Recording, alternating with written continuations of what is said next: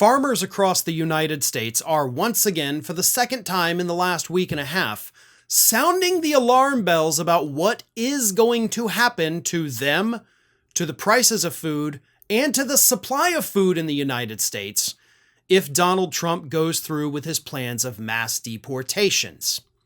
And before I get to what the farmers are predicting will happen to everything, let's be clear.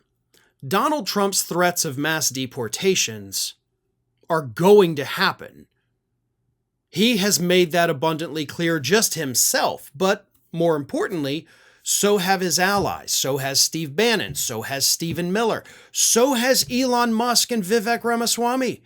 They just want to be able to keep the H-1B visa people. The rest of them can get the hell out. There is nobody in Donald Trump's ear right now that has any amount of power telling him don't do the mass deportations, and even if there were, he wouldn't listen to him anyway. So these fears that these farmers have are based on a big if. If Trump does this, this is what will happen. But it's not an if, it's a when. So I wanted to make sure that everybody understands that before I tell you what these farmers are saying. First and foremost, they're telling us many of the farms are going to go under.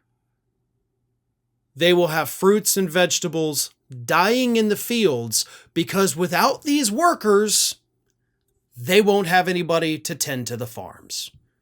So right off the bat, massive bankruptcies and shutting down of farms.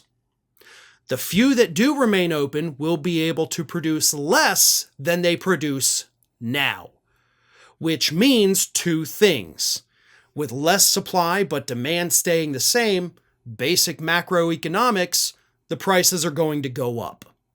So everybody that's been talking about how horrible the price of goods are in this country, the prices of groceries, guess what? They're about to get worse, and they are bad now. I'm not trying to downplay that. I'm not trying to downplay anybody's economic struggles. Those are real.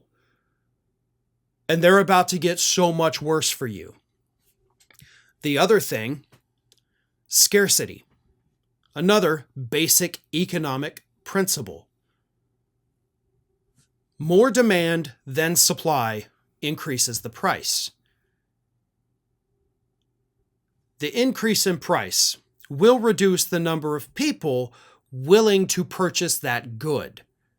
However, the demand may still be so high that we then enter a period of scarcity, where every time a new truck rolls into a grocery store with food, people are lined up at the door to run in there like it's a Black Friday from the year 2000 to snatch up a Tickle Me Elmo, but instead, they're fighting over lettuce. They're fighting over potatoes.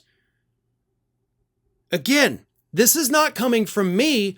This is coming from the people that produce our food.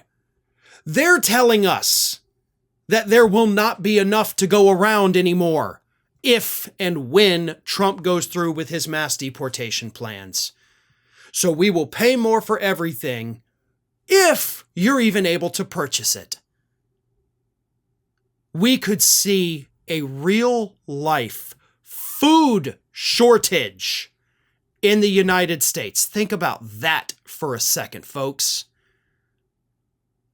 It would be unimaginable in the year 2025 for a nation as wealthy as ours, as powerful as ours, to go into a food shortage. And by the way, before you think, well, can't we just import food? You forgot about the tariffs on every country sending goods into the United States, which of course is paid by the companies here in the United States and passed on to us consumers. So that doesn't fix anything at all. If anything, it exacerbates the problem.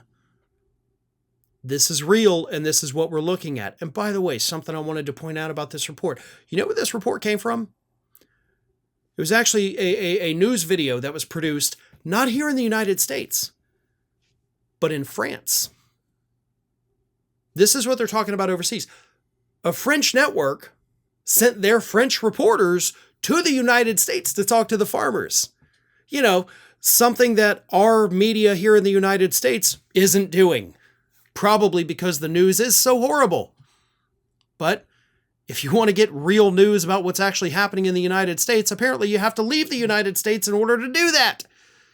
So we've got this massive problem brewing, and you're either only going to hear about it on independent media outlets like this, or you're going to have to go start searching overseas to find out what's really happening over here.